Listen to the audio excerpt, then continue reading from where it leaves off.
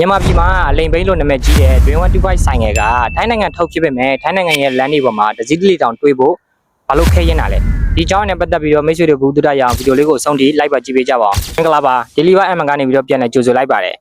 Honda Dream 125ရဲ့စိတ်ဝင်စားစရာကောင်းတဲ့တမိုင်းကြောင်းနဲ့ထိုင်းလူမျိုးတွေဘာလို့မစည်းကြတာလဲဆိုတဲ့အချက်တွေကိုကျွန်တော်အသေးစိတ်ရှင်းပြပေးပါမယ် Honda Dream CD က1980ကျော်ကာလတွေတည်းက Dream 100 Dream 8 Dream 2စတဲ့ model တွေနဲ့အောင်မြင်မှုအထွတ်ထိပ်ကိုရောက်ခဲ့တာပါ2002ခုနှစ်ဝန်းကျင်မှာ Honda က 100cc ခစ်ကနေပြီးတော့ engine power ပုံမကောင်းမွန်တဲ့ 125cc 125cc ခစ်ကိုကူးကြောင်းဖို့ Dream 125ကိုထိုင်းစိတ်ကွက်နဲ့စတင်မိတ်ဆက်ခဲ့ပါတယ်အရင် Dream 100တွေလို4000ကျပုံစံကနေပြီးတော့နည်းနည်းပိုဝိုင်းပြီးတော့ခံရတဲ့ရုပ်ထွက်ကိုပြောင်းသွားပါတယ် Dream ရဲ့တမိုင်းကြောင်းကိုပြောပါဆိုရင်စီဘေးစနစ်ဖြစ်တဲ့ carburetor ကိုလည်းထည့်ပြောရပါမယ်ကဘာကြီးတစ်ခုလုံး EFI စနစ်ကိုပြောင်းနေချိန်မှာနှစ်ပေါင်း20တိုင် carburetor စနစ်နဲ့ပဲဇွဲနှပန်းကြီးတောင်းခံခဲ့တဲ့ Dream ရဲ့တမိုင်းကြောင်းကတကယ်ကိုစိတ်ဝင်စားစရာပါ2002ခုနှစ်မှာစတင်မိတ်ဆက်တဲ့2022အထိ carburetor စနစ်ကိုသုံးခဲ့ပါတယ်2022နောက်ပိုင်းမှာသာ EFI စနစ်ကိုပြောင်းလဲအသုံးပြုခဲ့တာဖြစ်ပါတယ်အစပိုင်းမှာ classic သမားတချို့က EFI စနစ်ဆိုရင်အကြမ်းမခံတော့ဘူးဝါရဲအနေနဲ့ရှုပ်ကုန်ပြီဆိုပြီးဝေဖန်ခဲ့ကြပေမဲ့နောက်ပိုင်းမှာတော့ပုံမှန်ညောင်းနဲ့မောင်းနေမှု feeling နဲ့စီစားတက်တာမှုကြောင့် PGI EFI Dream 125ဟာလည်းပဲလူကြိုက်များရေပန်းစားလာတဲ့ဆိုင်ငယ်အဖြစ်ဆက်လက်နေရယူထားနိုင်ဆဲဖြစ်ပါတယ် Dream 125ဆိုင်ငယ်ကိုလူအများကဝေဖန်ရတဲ့အကြောင်းရင်းတွေရှိပါတယ် carburetor စနစ်သုံး Dream 125ဟာဆိုင်ငယ်လောကမှာအကြမ်းပတမ်းစီးလို့ရတဲ့ဘရင်လိုတင်စားရတဲ့အထိကောင်းမွန်ခဲ့တာပါဖွံ့ဖြိုးဆဲနိုင်ငံတွေဖြစ်တဲ့မြန်မာနိုင်ငံလိုနယ်ဘက်တွေမှာတော်တော်များများကတက်စီတွေကိုဘူးတွေထဲလှည့်ထည့်ပြီးတော့ရောင်းကြတာကြောင့်စီမှာအမုံမွားနဲ့ရေကြောင့်စီမတန့်တာမျိုးတွေဖြစ်တတ်ပါတယ် carburetor စနစ်သုံး Dream ဟာစီအနှဲငယ်မတန့်တာလောက်ကတော့ကောင်းကောင်းခံနိုင်ရရှိပါတယ် EFI ဘိန်းတွေလိုမျိုးနော်စီပိတ်မှာစီပန့်လောင်မှာစိုးရိမ်စရာမလိုခဲ့ပါနောက်တစ်ချက်ကပြုပြင်စေးအလွန်တက်တာချင်းကြောင့်လည်းနာမည်ကြီးပါတယ်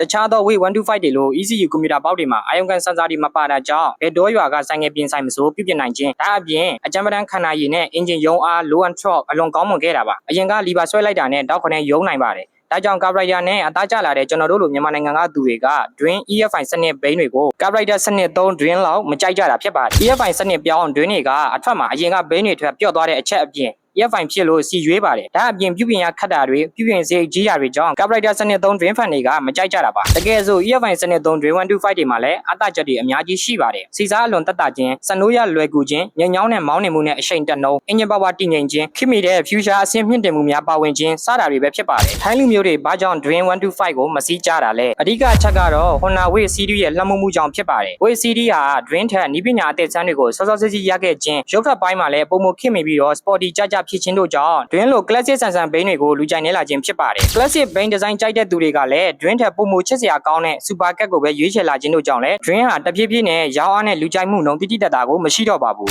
နောက်ထပ်အချက်ကတော့ထိုင်းဥပဒေကြောင့်ဖြစ်ပါတယ် TISI ထိုင်းစမှုစံနှုန်းသတ်မှတ်ရေးအဖွဲ့က2008ခုနှစ်မှာ Euro 3စံချိန်စံညွှန်းစနစ်နဲ့ညီအောင်ကာဗွန်မိုနိုက်ဆိုက်နဲ့ဟိုက်ဒရိုကာဗွန်ထုတ်လုပ်မှုအဆင့်ကို level 6 အတင်းကျပ်လိုက်တဲ့အတွက် carburetor စနစ်သုံးဆိုင်ငယ်တွေကစီနဲ့လေကိုအကြမ်းပြင်းပဲရောဆက်ပေးနိုင်တာကြောင့်ဒီစံနှုန်းတွေကိုကျော်ဖြတ်နိုင်ခြင်းမရှိတော့ပါဘူး Honda Thailand အနေနဲ့2008မှာ carburetor စနစ်လုံးဝမသုံးတော့ပဲ EFI စနစ်ကိုဒီရာခိုင်နှုန်းသုံးတော့မယ်လို့ကြေညာပြီး2010ကစပြီးတော့ carburetor model အသစ်အားလုံးဈေးကွက်တွေကနေပြီးလုံးဝပျောက်ကွယ်သွားခဲ့ပါတယ် Honda က Dream 125မှာ carburetor စနစ်ကို2022အထိဘာကြောင့်သုံးခဲ့တာလဲတကယ်တော့ Dream 125ဟာထိုင်းနိုင်ငံမှာရောင်းအားကျနေပေမဲ့တခြားအိန္ဒိချင်းနိုင်ငံတွေမှာရောင်းအားကောင်းနေစေမို့ carburetor စနစ်နဲ့ပဲထုတ်လုပ်ကအိန္ဒိချင်းနိုင်ငံတွေကိုတင်ပို့ရောင်းချခဲ့တာ2022ခုနှစ်အထိပါ2023ကစပြီးတော့ EFI စနစ်ပြောင်းလဲအသုံးပြုခဲ့တာပါသတင်းအရင်းမြစ်တွေအရ Dream 125ကိုလက်ရှိအချိန်ထိထိုင်းနိုင်ငံကပဲထုတ်လုပ်ပေးနေတာဖြစ်ပြီးတော့ NCA Honda ကမ္ဘောဒီးယားတင်သွင်းဖြန့်ချီတဲ့ကုမ္ပဏီကရောင်းချပေးနေတာကြောင့်နောက်ပိုင်းထွက် Dream 125တွေမှာ NCA logo ပါလာရတာဖြစ်ပါတယ် NCA logo ကြောင့်လူအများစုက BNM မိတ်ကြီးဆိုပြီးတော့ထင်နေကြတာဖြစ်ပါတယ်ဒီလောက်ဆိုရင် Dream ရဲ့တမိုင်းကြောင်းနဲ့ထိုင်းနိုင်ငံမှာလက်ရှိအချိန်ထိထုတ်လုပ်နေပေမဲ့ထိုင်းမှာဘာလို့မစည်းတော့တာလဲဆိုတာကိုရှင်းသွားမယ်လို့ထင်ပါတယ်ဘူးသူရရတယ်ဆိုရင် like and share နဲ့ follow လေးလုပ်ခဲ့ပေးကြပါဦးအားလုံးပဲမင်္ဂလာပါနောက်ဗီဒီယိုမှာထပ်တွေ့ပါမယ်